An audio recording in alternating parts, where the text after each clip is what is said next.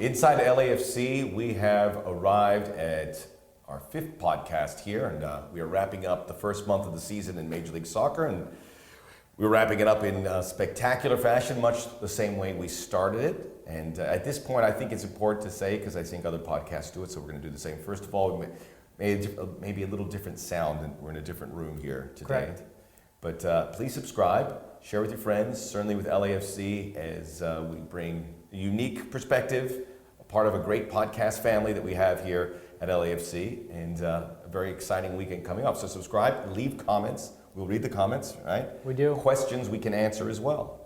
So there it is. Yeah, I think sooner or later we can probably tie in some kind of mailbag segment, but definitely subscribe. You'll be able to get our podcast, Walker's podcast. Word is there's a 3rd podcast coming up with another player, so it's keep an eye out for that. Palooza. So separate players with different podcasts. I want to give a shout out. I know Chris does which podcast? Shoulder to Shoulder. Shoulder to Shoulder. I'm sorry, Chris.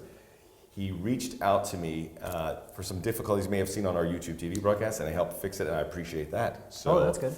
Everyone helping out in the big picture, and saw so many great people as well. I'm Max Bredas, broadcaster for LAFC on YouTube TV, and Vince LaRosa, as we all know, here for LAFC.com. And we're wrapping up a spectacular week. So here we are. We're going to go into April, and as it stands, LAFC have the most points in Major League Soccer. Not everyone's played 4 games. Correct. It's worth mentioning, but that's something that is very cool. And we'll talk more about this Real Salt Lake game, but here we are, and life's, the energy is good here at the Performance Center, and certainly practice.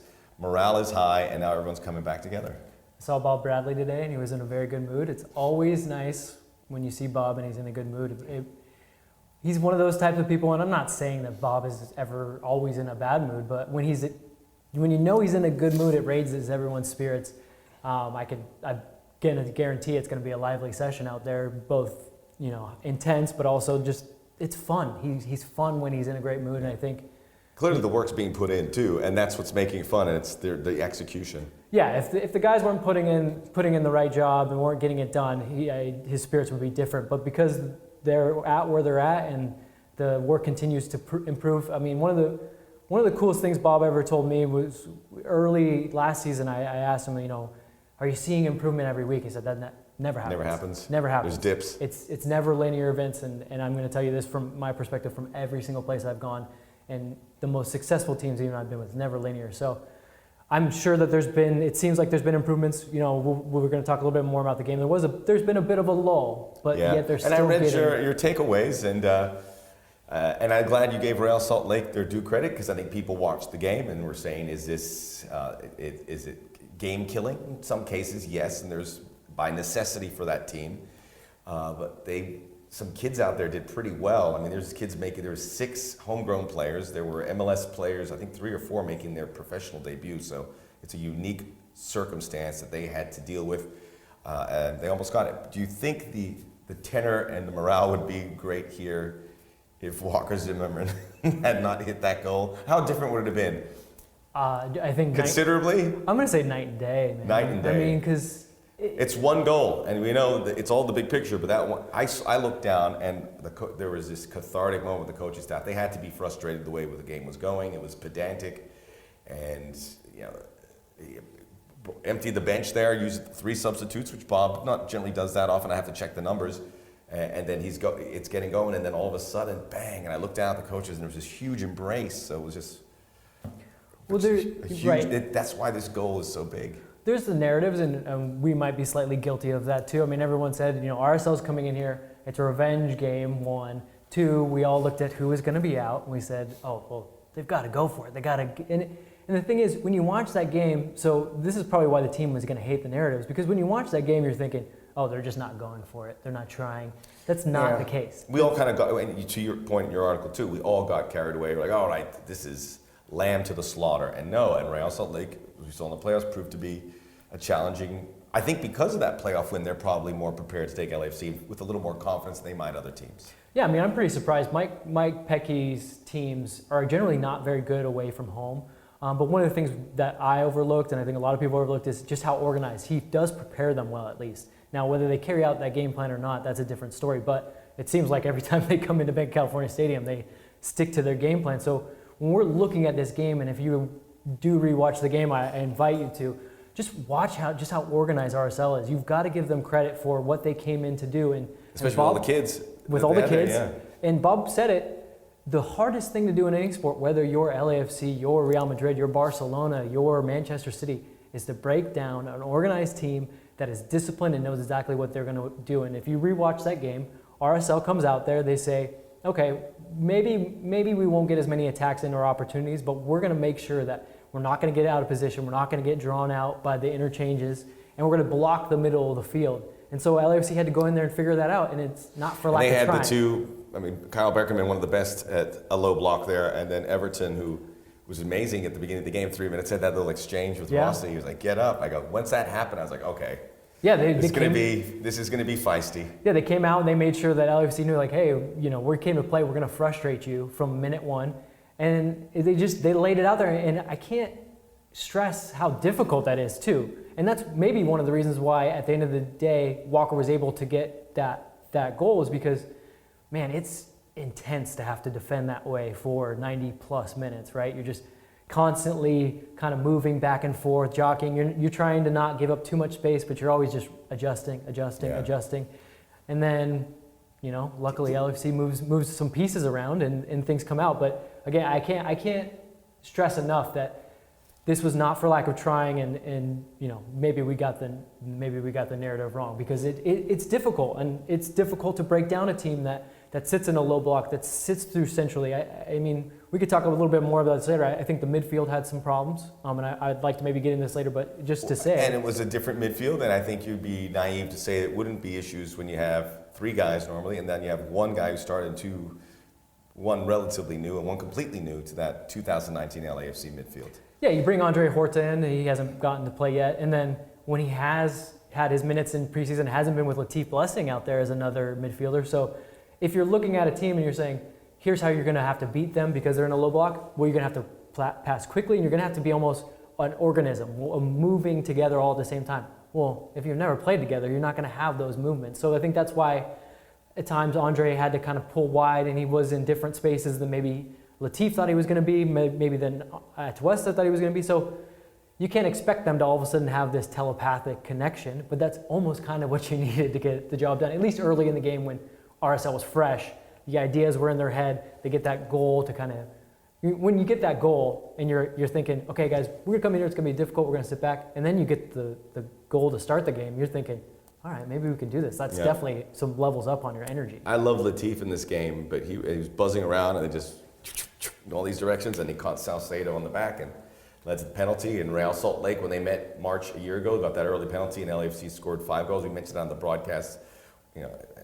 Again, kind of hoping for the best. Right. You never know, because the book says Real Salt Lake, after they allowed 5 goals, we're gonna get pummeled here today. Certainly on the road, where, as you point out, are not very good. So Latif was great. Other than that, in that first half, second half, it was wait. Andre Horta, you'd like to see him get more minutes. If Lee Win getting healthy, the international break closing, it's going to be tough. But you'd certainly like to see him there. He at least got some minutes there. He needed it to get some win in his sails. Just hope he can continue progressing in that direction. And his best moments were when he was more direct. I think one of the things that, if you would say on the downside, was there was times where he became passive, and I understand why he became passive. They really set up to have 4 or 5 guys right centrally in the midfield, and that's LAFC's best moments came when they actually moved the ball around a little bit and then were able to find someone in that area. If you think about Diego's goal, Latif gets into an area centrally, they play out of that and then basically create some havoc. Diego gets in there, slips in the goal. Andre's best moments are kind of overlapping or just running at the defense. But for me, he was passive for a little bit. And again, that's a lot of what RSL is doing. That's a little bit of not knowing your teammates. So you want to look at him and say, like, get into those tight areas. Make sure that your first touch is clean. Have an idea. He's going to need to get more minutes to do that, though, and he's going to need to get more time.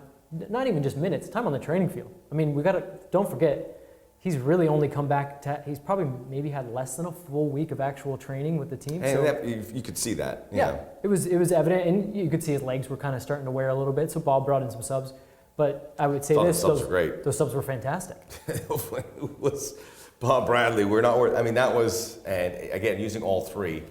And I wanted to talk to you about the standout performers. And maybe we start with the subs and we kind of work our way back. Yeah, I think you have to. Adrian Perez, just during the preseason, you could not take your eyes off him when he's on the field.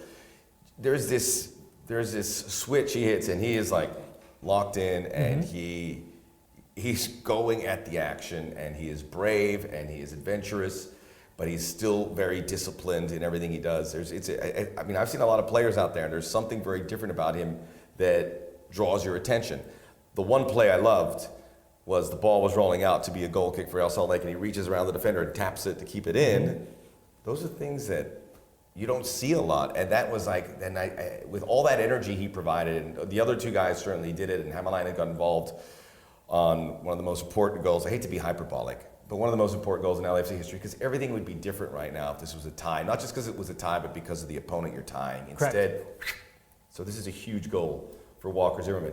But I think that energy, you could see the guys feed off of it, and Javi Perez got his touches too. But I like all three of them, and Hamalainen looks like the raw guy that could be really good down the road, but Adrian Perez looks like a guy that's going to get a lot of playing time because he serves a purpose, and you saw it there, I think, on Saturday night. One of the things I talked with... And a great story, too, because of his local ties. He's an incredible story, indoor. You pull for him. Well, to kind of expand on that story, one of the things I talked about, the staff with them, I was like, well, what do you guys like about Adrian? And they said, well, he tries stuff. And I said, okay, well, he tries stuff. I get yes. that. I get that, but what else? And they said, well, you need to understand, yes, he was playing in the indoor soccer league. It is very different, but that's a professional environment. And the one thing that Adrian has that maybe a rookie coming out of college doesn't have is the ability to say, I went to training today, I did this worked, this didn't work.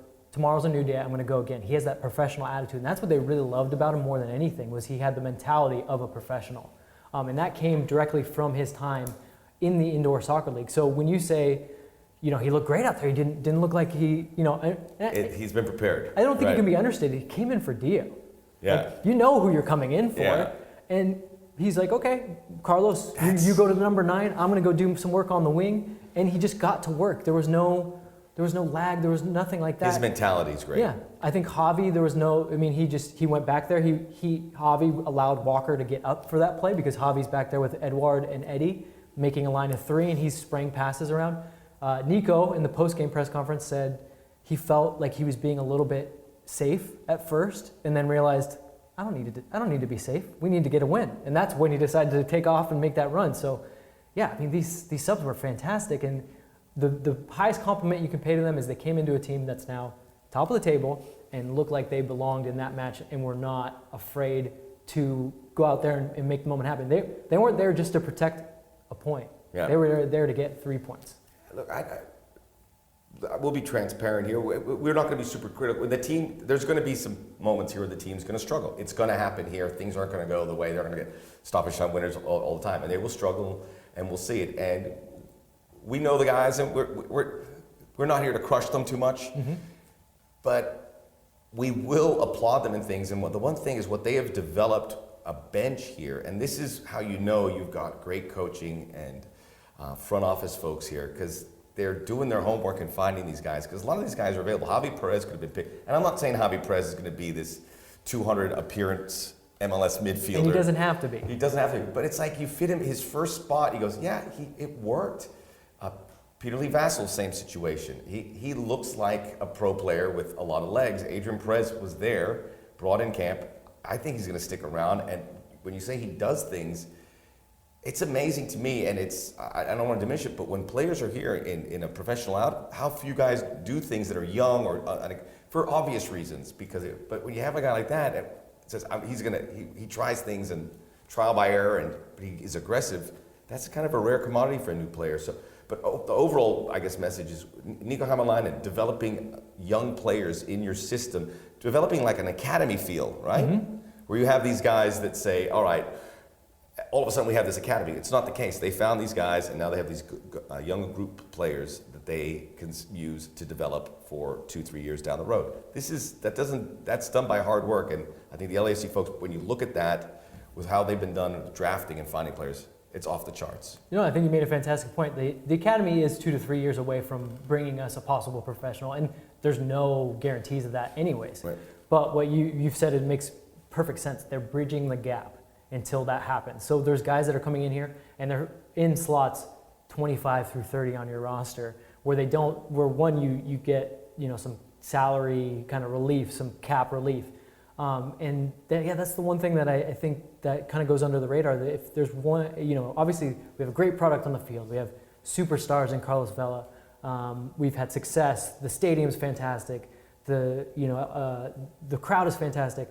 I don't think we applaud enough the talent identification because it's hard. Everyone wants to say, oh yeah, you guys got Carlos Vela. Okay, that was a no-brainer, obviously, but I think even Diego Rossi, in a way, and he's a superstar, and he was playing for a great team in Peñarol, so not exactly, a diamond in the rough, but they identified that player. Yeah, there's still risk involved, right? And they keep identifying players, and they're showing that not only can they identify those superstars where you're like, okay, no-brainer, but like you said, Adrian Perez, Javi Perez, they're identifying the guys that can do a job, and that can do it well, because there's a lot of guys that show up here and that have been here through camps, and to no fault of their own, they've been solid.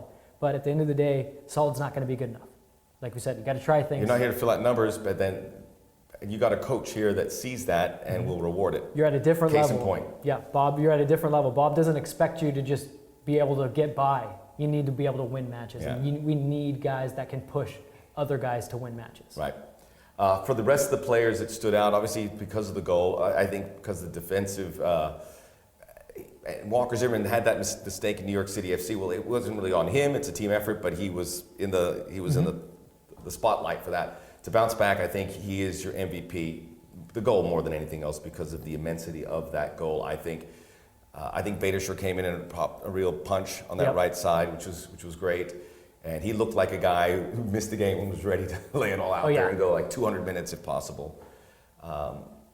I thought Atuesta, not as good as we've seen in earlier games, but still ever present. And I think to see him without Mark Anthony Kaye, you could see a different side of him where he had to be at other places. It didn't all work perfectly. It was a tough matchup, but I think you got to be optimistic about that as well. And Diego Rossi for getting that goal and buzzing around as we saw, answering the challenge for him not scoring last week. I think those are the guys that for me stood out. Yeah, I would agree with you. Quick on Edward, I think it's a different type of game, so you have to bring in a different type of skill set, but he was definitely the leader in that midfield who's trying to do his best everywhere. to make things happen. I think he had like 111 passes in that match and was like over 80%, so he was great. Great point on Walker. I think it's interesting the two guys that scored had bounce back games because Diego was invisible in New York and visibly frustrated even when he was subbed out, so good for him to get back in there and do that. And Beta, I mean, there's so many things that Beta does, and I saw something interesting. I can't remember who it was, but somebody on Twitter put out kind of heat maps, a cool little new heat map, and Beta's heat map doesn't look like the traditional right back, and I think it's because Beta provides so much when the team is pressing forward, especially on a team like RSL's in a low block, and when we lose the ball. Beta's almost always one of the first to kind of get in there and kind of delay the first guy. So his heat map looks very different than a right back because he provides so much balance. Right. And that's so important. So, Beta, I think, had a great game. It was our first YouTube TV broadcast. So I'm going to get to what we had here. I have my YouTube TV hoodie on today. That looks nice. I'd like to have one of those. HQ. Okay, I got... you know where it is. Come on. I got this old black sports coat. I know you look fancy today, though. This one I haven't worn in ages. It still fits okay. I got this. This is actually an Armani. I usually wear discount jackets, but this is one. Like Armani or like Armani with a Y? This was a $3,000 jacket, but bear with me. It was at a 30% discount, and it was in Beverly Hills. This was years ago. So I was like, all right, it was like down to $2,000. So I put it on the back rack. I came back 2 months later, it was there, and it was down to $800, which is still was out of our, but I had to get it. And because my plan worked, and now I'm still wearing it. So it's basically paid for at this Max point. Bredo's shopping tips on, where were you? You're Beverly Hills or Beverly Melrose? Hills. It was at Barney's in Beverly Hills, Oh. which I shouldn't be in anyway, especially 2 in the afternoon on a Tuesday, but that's what it was. Some downtime. But anyway, first YouTube TV game. Rodolfo Landeros, who is a rock star everywhere he went. People wanted photographs, and he is a lovely guy, and it was really fun to call a game with him. We were up there, and then Guillermo of Jimmy Kimmel Live came up. Who was a regular now. Now he's a regular. So we did what we thought was the right thing, and we gave Guillermo a headset to call some of the game. And this is how it sounded. The stage is yours, Guillermo. All right, here we go. We have a corner kick. Here comes Bella. Bella is gonna have a kick the ball in the middle. Here comes a corner kick, and wow, almost.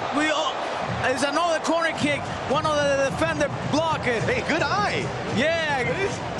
I'm learning from the best. His name is Rodolfo Landeros. He's the best around right now.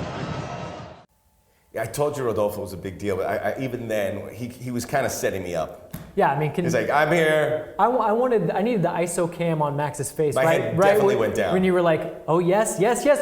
Oh, I was like this. I was like, okay, give me that headset back. I hit the brakes. What was Rodolfo's reaction? He's just a lovely guy, and he was full of affection. He said it. He put everything over. He was so complimentary of what we're doing, what I was doing, what our TV do. It was just everyone. He was just a really nice guy. Awesome dude. And breaks a lot of stories. We wanted to talk more about Carlos Vela on the podcast. I mean, on the broadcast, but and his role with Mexico or whatever that might be. But it was just the game was just too pulsating. We didn't have a chance to do it. And then we have Guillermo in there. Yeah. That kind of ate up the time. Takes over. Guillermo, if you want to get back up there, pal. All right. We'll be back on Inside LAFC when we return a closer look at the goal, the Walker Zimmerman goal that has really lifted again this city, this franchise, and put LAFC at the top of the standings.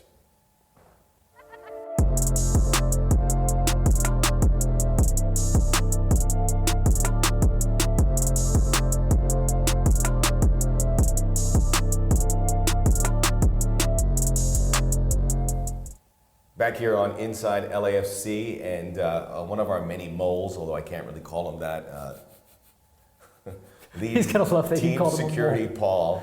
Paul, with some story I would like to break here on Inside LAFC. Apparently, Walker Zimmerman took Carlos Vela's parking spot, and Carlos Vela let Paul know about it, and that's what happens, I guess. He's man of the match. Gets man of the match. But I guess, you get a big head, you just feel like you do whatever you want. But the captain's got to lay down the law. The parking situation at the Performance Center has become really just enlightening, and it's pretty cool.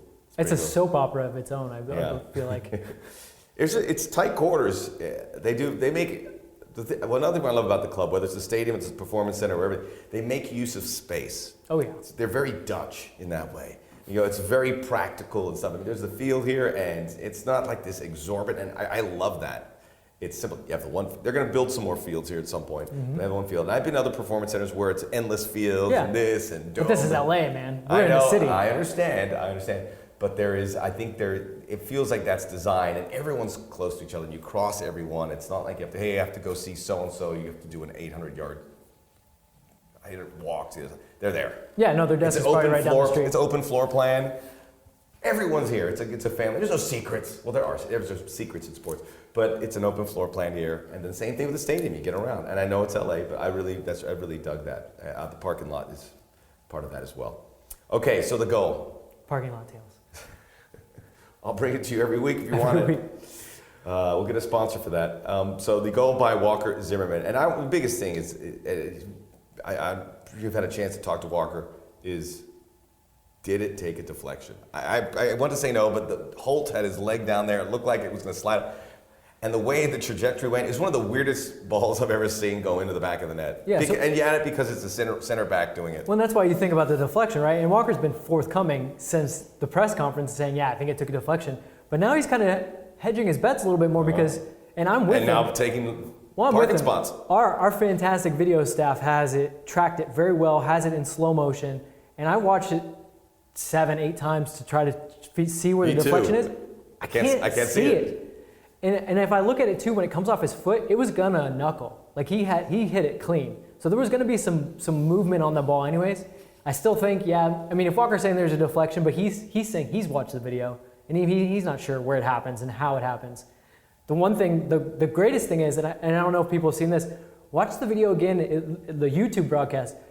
Before the ball even crosses the 6-yard box, Beta has his hands in the air. Yeah, he's like. He knows that it's going in. Although. I thought at first he was asking for the ball. I want to ask him. I want to ask him if it was the classic, like, why did you pass? Ooh, yeah. That's a great question. We've got to get to that. I want to ask him that. But what do you think, Max? Is it deflection? I think it did. Yeah. I didn't see it, but maybe it hit like some air current. But it was weird. One thing is interesting is Zimmerman. There was a lot of set pieces, a lot of corner kicks, so he was up a lot. But he would stay in the attacking end a fair bit. I mean, we've seen that in the past, but it seemed maybe because I was calling the game and I was looking, I go, he's up there a lot. He's looking for a goal. So it didn't catch him by surprise, and maybe it did him well with the final strike there. Well, we talked about it a little bit. Javi Perez's introduction into the game allowed Walker. I mean, they really weren't attacking, especially down a man. They were like, we've got nothing left. So they say, yeah, Javi, you can probably sort out with Edouard and Eddie, and Javi spraying the ball around. What's interesting, though, is, Walker goes up there, and they talked about this even in that playoff game. They kind of got out of their game where they're sending long balls and trying to see if they can find Walker's head, and they're kind of doing that, and then they figure it out. Oh no, why don't we play it to Walker to do on the little quarter turn, have him blast a shot, which is, thank God, but it's just one of those weird things. I would say this, if it did deflect, it still had a lot of power on that ball. It did. Yeah, he hit that sweet spot. Much like Dio hit it against Sporting Kansas City, he hit that center of that ball and boom. Yeah. And it gave it was like a defibrillator. Boom, boom. Every last bit of his legs went into that shot. But Max, I want to. You normally get to ask me a lot of questions. I want to turn the tables a little bit. I'm tired of asking questions. Yeah, podcast 5. I want to answer questions. Let's make Max a star for a second. I want to know. For a second. I want to know what it's like. Well, I'm here, so. I want to know what it's. I'm honestly curious about this. And when I was putting together the rundown for today's podcast, I was like, we don't talk enough to broadcasters about what it's like to call the last minute. And my first question would be, last minute goals, is that the pinnacle? Like, especially for that stadium, it is. For a soccer broadcaster, do you plan anything? Do you have some set lines? I think I used to. I try to get away from that because it felt very contrived. Yeah. Well, there's a lot of guys when you can tell when they're like. They'll have. You know what? I will say, when Joseph Martinez had the record goal, I had the thrill of calling that for ESPN. It was Orlando, Atlanta. And because of the historical significance, and it was a few, I said, don't do it, don't. And I said, I want to script that, and I had that there in case. I rarely do that, but I figured I wanted to hit the points of it, because you want to give context right away. You can make some noise and hoop it up, and I did that. Yeah. But I think you want to, there was so much meat on that bone to talk about. Hey, it's his first goal, it's another stoppage game winner, it's another come from behind win. So there's things you want to share to prop it up. Not that it needed much, but so no more outside of that rare opportunity. You rehearse something. It's got to be, you got to try and be organic. But when I did it in the early days, you would think of stuff and you go, oh, well, I'm going to do AC/DC lyrics, and you got to do it and let it be that visceral reaction to what you saw. And that's what I think. As I was thinking about, was I thinking about it? I go, no. Do you think Walker Zimmerman's going to hit it from there and score? If there's a free kick, you can kind of ramp up. But that was good, and it's better it's a better feeling when it's unscripted. You're like, because you're just reacting, and once you can free yourself and be of any script or stuff, it's a lot better. But I think you have to put the reps in to get to that point where you're comfortable. I'm also wondering how you come down from it, because a little nod to maybe Will Ferrell on Old School. Remember when he does the debate and he kills it? And then they go, how'd you do that? He goes, I just blacked out for a second there. do you kind of black out and does it just flow? Especially when you don't have something planned. The emotions just kind of flow. And then do you go back and listen and go, did that noise come out of my mouth? Yeah, it did. It did. I think you just want to talk. I mean, the stadium tells you what happens. That place, it was electric. So maybe you want to say more, and then sometimes you just want to duck out there and just sit there and soak and hear that stadium so you can be the fan as well. Yeah, it's an interesting thing.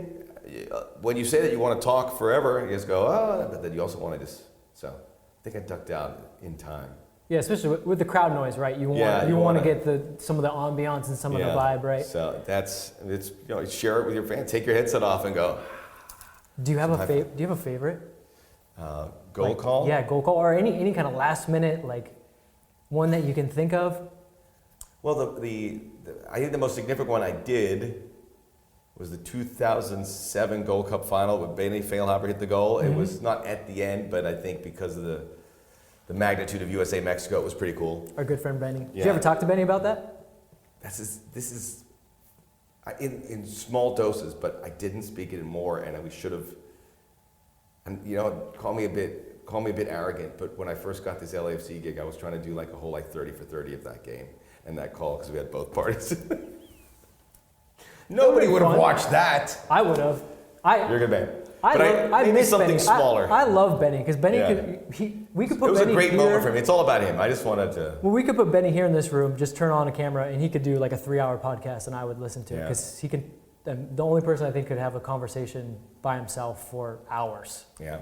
So when he comes back, I'm gonna say, hey Benny, you remember when Max called that goal? I wanna talk about it. You know what? I think broadcasting game, the stuff that you remember the most, I just popped in my head. It wasn't, and it's for a different reason. I was doing like a Coppa Italia game. I worked at Fox. We did it off a monitor. So Now you're speaking my language. What do we didn't got here? have research or anything. Probably wasn't Juventus. They didn't win a lot of Coppa Italias back then. It was Like Parma Roma. and Brescia. Okay. Roberto Baggio was playing. I think it was at the tail end where he was playing for Brescia, right? See, yeah. So I'm sitting there and I'm like, what's going on? And this referee comes out and he starts talking to the players and Baggio goes, and he drops on the floor. And then the other guy, he's like, what? And then everyone talks and guys are grabbing each other and they all walk off the field. And I was like, what just happened? So I'm like, my brother just saw him here at the Coppa Italia. And then this researcher runs in and then one of the teammates of Brescia, Baggio's, was driving the stadium and was killed in a car wreck. And I forgot the name.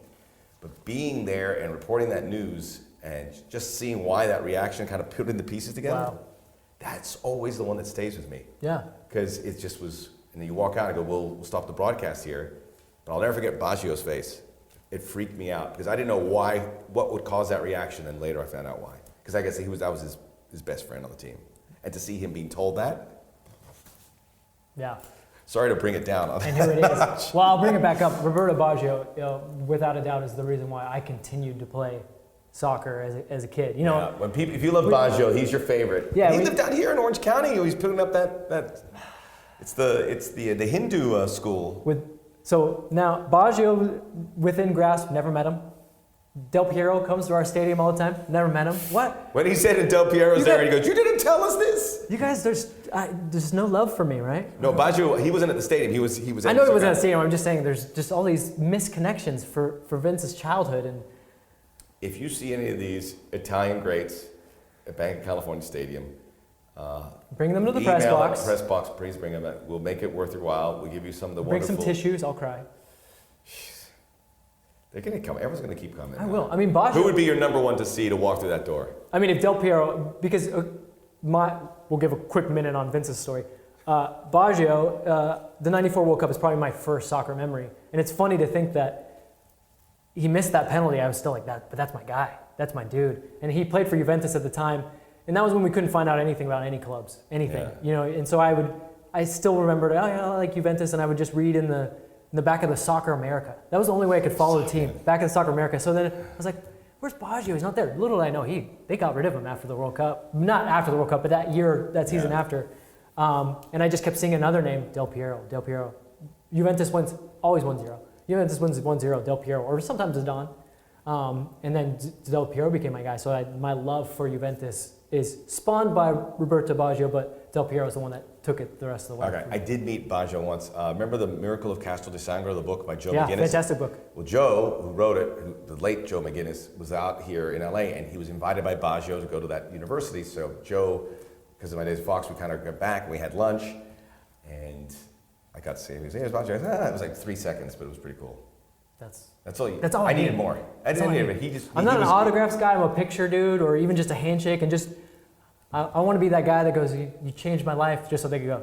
Or be that guy who goes, "What happened in '94, dude?" How dare you? People forget that Baresi also missed a penalty. How dare you? Yeah. Don't you ever bring Franco Baresi in a dark light into this podcast. Well, Max, I think I've learned a little bit more about you in our last Last minute calls. Is there anything else? Is there anything I missed? Does somebody get on the headset and go like, "Good job, Max"? Like after that happens, does Bernard get on there and go, "You nailed it"? Not Bernard. No. What about Rodolfo? Make sure you look at camera 2. Rodolfo was lovely. My old boss, Dermot McCoy, used to say that you'd have a good broadcast. You're like, "Yeah, it was good. Nailed it." And then he'd come in. He was Scottish. He goes, "Remember, Bretos, you're only as good as your last broadcast." I go, "Hell, thanks." It's true, because you're going to do it again the next time. It's true. Don't blow it. When is the next YouTube broadcast? Might as well plug it. Since April you said 13th. against FC Cincinnati, who are now coming off back-to-back wins. So it's at San Jose, at DC United. And it doesn't seem like we have a lot of YouTube TV games, but I'll tell you this, they're going to be coming thick and fast. And part of the YouTube TV is because LAFC is in demand nationally, and that's a good sign. So I'm glad. I know the folks at Univision are pumped to have. I'd love to be calling LAFC San Jose this weekend. That's a big game. San Jose strong. It's a natural rival. Yeah. It's a trip. A lot of LAFC fans expected to be there. Been seeing a lot of San Jose social media churning out the beat LA, so bring it. It's happening. San Jose, I look forward to them being better. Right now, they're not there, but you never know. This could be. You don't want that slip on the old banana peel. Mm-hmm. All right, so we're going to continue on. We get any more? We'll save stories. We have all the time in the world, as Louis Armstrong used to sing. Yes, of course. We're going to be back. A lot to discuss. We're going to talk a little March Madness and why madness. Maxness. March Madness. Slam Jam Bam. We'll get that. We'll continue. We'll talk a little MLS discussion. We'll preview the game with the Earthquakes this weekend. This is Inside LAFC. Subscribe.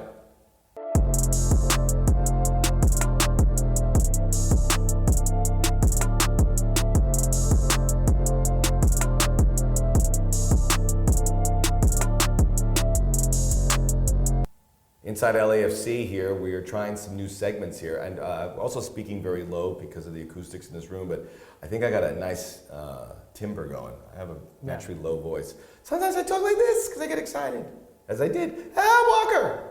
Crack the audio. I think it's one of the me. only perks of me being sick is I've got a much more of a baritone I going. thought I was getting sick today, but thankfully it may have just been a false alarm. Yeah. And I'll leave it at that. Yeah, not too much into that. Why don't we introduce a new segment? Actually, I'll do it. I'll introduce a new segment. This segment is called Convince Me. I can't... Stop. I know. First of all... It's a pun. Max and I both are not... We like puns in a cheeky way, but we're not huge on them as segments. Yeah, well, if you build a business on a pun name, you guys... I mean, you got some issues. We're giving time to this pun only because it's been clamored by the guys that came up with it, who are two dudes from our PR team, Alonzo and Diego, have said, guys, you need something, convince me. Vince, your name is in it. I go, yeah, I get that. I understand that. So this segment is Convince Me. You're going to convince me, Vince, why I should watch the NCAA tournament, because I have not watched a single second. And I've been tweeting a fair bit because I watch. It's all you've talked about when you've come into the office.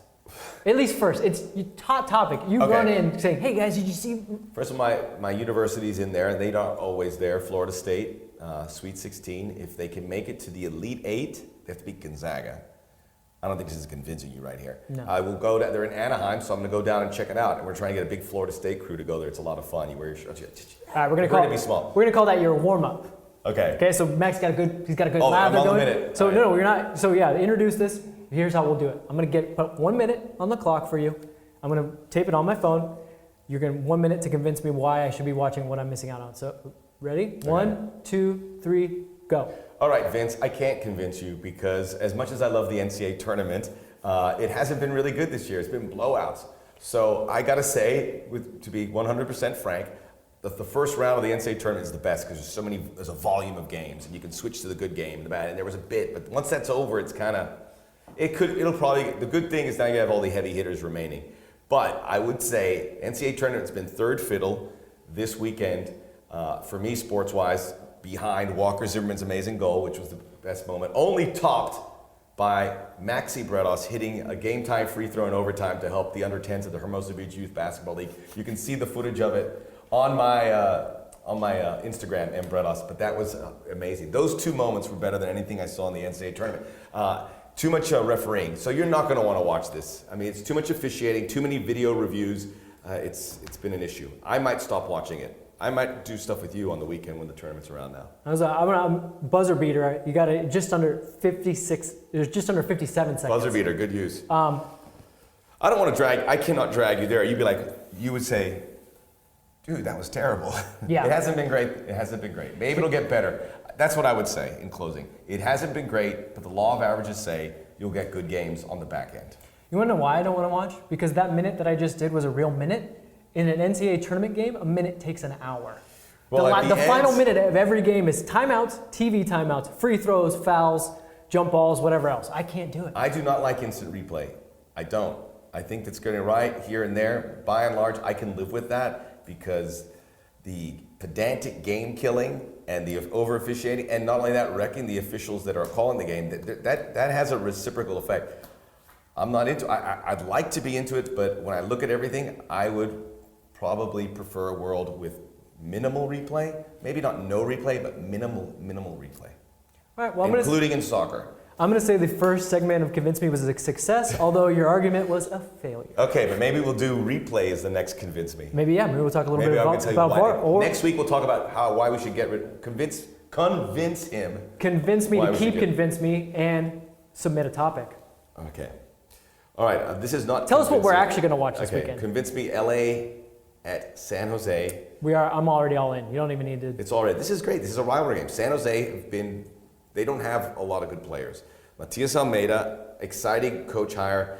Chris Armas did say he loves the fact that he's here and he brings the standard up. Right now, they're a long ways away, but if Almeida can look at the players, and remember he has good connections in Mexico, great connections in Argentina, two areas where good players have come to Major League Soccer, and if they loosen the purse strings, this will be good, and that's good. I want LAFC to have good rivals. I want the Galaxy and San Jose to be competitive, so those games are even bigger. That's great for everyone involved. Trust me when I say that. I know you want these teams to struggle, and we'd like them, but it's good when they're all doing well. Those three in particular, because those three are the California teams. In specificity, we want 3 points. But in the general terms, yes, more coaches, more ideas, more world-class caliber coaches. I mean, Almeida, when he signed, I thought that was great. World-class player in his day. Yeah, world-class player. You have a double. That's like a Simeone time. I mean, Simeone's certainly fantastic player, has the allure, and I think you nailed it on the head too. When you say, if you're going to bring in a coach, in San Jose, the one thing they said was we want to bring in a coach and we want to change the culture. So you're going to have to say, in order to do that, he's going to have to get his players. So you're going to have to give him time. They're going to have a few windows. He's probably just trying to sort out who's going to stay, who's going to go. He has a very specific system, very, very specific from his days at Chivas and even prior, where it's a physical 1v1 man mark type system. I mean, I look at guys like Eriksson and things like that. That's not their jam. No, there's guys that are okay on a day. I don't know if you can rely on them. And he's got players from a while back that are signed by other coaches and regimes.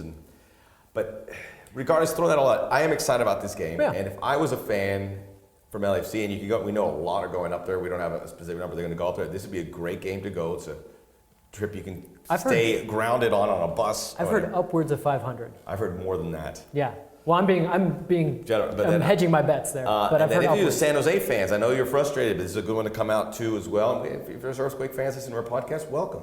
Yeah. This is for everyone. There's no secrets here, though. Yeah. Well, where else can you hear about? You've come to the wrong place for the secrets. Where can you hear about Roberto Baggio here? Yeah. I mean, that's a universal topic.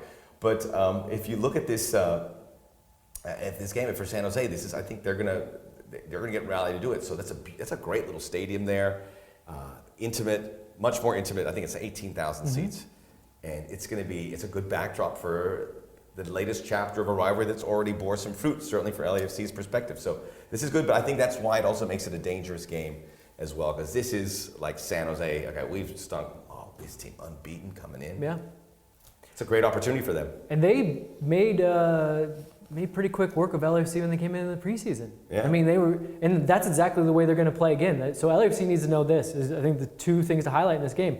Yes, you have to go to DC after this, which is probably what are on some people's minds because that's two top-level teams in both conferences. But you can't overlook this game, so you're going to need to make sure that you're ready for this match and ready for the style of play, the mentality that San Jose is going to bring in. They're going to come in charged up. They're going to come in hot on your heels. So basically, you're going to have to be clean with all of your touches. You're going to have ideas before you get the ball because if you don't, that man's going to be right on top of you, and he's not going to be afraid to put a tackle in. And he's going to put a heavy tackle in too. So LAFC is going to have to be mindful. This is one of those, we're going to get into narratives again, right? Classic trap game. Yes. Watch. Maybe they'll come. I hope LAFC comes out and boat races them 4-0. But this does seem like the type of game where if they're not in the right mindset, San Jose is going to really hurt them. But I think though what bodes well is the fact that they did see this in preseason, and Bob can kind of look back and say, hey, here's the tape again from preseason. Do you remember this? They were tight to you every time you got the ball. You have your back to goal, there's going to be a man a step behind you. You're going to hear footsteps all over the field. So that's the thing that they're going to have to do is they're going to have to be very tidy and organized again. It's going to be a different type of organization to the RSL game, where RSL was very much a unit. These guys are just going to go one-to-one, and they're going to come right at you. Right. I haven't done my full thing. Chris Wondolowski's still looking for that record. We're still on He's not Wando playing. watch. I mean, they only have 2 goals this season, so. So maybe, I mean, you never know. Maybe he gets a little bit closer. Maybe he's able to achieve that. But that's part of the storyline here. And I remember his face when that 4-3 result. He had one of his better games, and he went off, and then he sat from the bench to see it all go horribly, horribly wrong. Well, I believe he was a substitute in the game. Was it the 4-3? That's Yeah. when he came out and then he came off at the end. Or he came on. He came on. He was on the bench at the end. Was he on the bench? Okay, then he came Yeah. off. But he had 2 goals. So yeah, and they were 2 decent goals. Yeah. And yeah, that's another narrative that plays into it though too. I'm That telling you, man, 4-3 match. This is a Man, budding. I wish we were calling this on YouTube TV. Yeah, it's a budding rivalry, and I think regardless of where look, rivalries are regardless where teams are in the standings. I don't totally buy into the whole. Well, both teams need to win some games for it to be a rivalry. You can still have some animosity on the field. LAFC's put in some time already. Obviously, with Real Salt Lake now, the Dynamo, Timbers, Galaxy, we wait, but they put 3 games in last season. That's a good body of work, and already 1 game that is probably going to be remaining, unfortunately, from LAFC's perspective, in legend and lore in Major League Soccer for the next 20 years at the very least. So they've put in the time on these teams. Well, hey man, we came in hot into this league, unashamed of who we were and what we brought to the league. We have a style of It turns play. some people off. That's why LAFC's a target. Well, we have a style of play. We have a manager that's very resolute in what he wants to do. And then on the other side of it, with the fans, like they're loud, and you're not going to quiet them down, and they're going to show up. And they flew out to New York. Yeah. San Jose. If they could get that many people to New York, the bus trip to San Jose. I'm telling you. Well, we heard the fans at Yankee Stadium through the whole game. The LAFC fans. You heard them from the MLS offices. I was like sitting there going, huh? Is that the Diego Rossi song? It Yes. is. Oh, Diego Rossi, he scored the first goal against the Sounders. That'd be a good goal call, but then I'd have to I'd copyright things. I probably shouldn't have sang it there. Yeah. Don't give away. Don't give away our tunes. Congrats by the 3252 on the new chant. We heard how it started in basically the tailgate. Yeah. And what we loved about it, we all talked about it in our meeting on Monday at LAFC HQ, the other HQ, the offices, I like to call it. And the fact that it started and out of an idea, and the South End was getting into it, that was great. I mean, same as, so obviously the chant before that, everyone, Jump for LA Football Club, is what everyone's been kind of latching on to. Not sitting on their laurels. Yeah. You could that could have a shelf life for a while, but you're like, no. But what amazes me is just what you said. That somebody comes in, says, hey, I got an idea for a chant. Everyone kind of buys in. The 3252 make it what it is. And then now the stadium is saying, ooh, I'm into that too. That chant was fire. And we were getting... The players love it. I don't mean this is done out of complete respect to everyone Yes. in 3252. I just want to. Well, we were getting I want to do it with you guys. outside people from MLS and around saying, well, what is this? And we couldn't tell you because we didn't know. You guys surprised us. So thank you for that. Those are little gifts to all of us, I believe. See, and this needs a lot of work, and 3252 is going to get there along with the rest of the stadium. Is like when they do in Italy, where the Curva Nord and the Curva Sud, and they communicate. They go da da da da da da. It's got to start somewhere. And then they say something back. If you've ever seen that, it is mind-blowing. It is one of the great spectacles in any sport to see these 3,000 fans here, 3,000 fans there, communicating and then singing.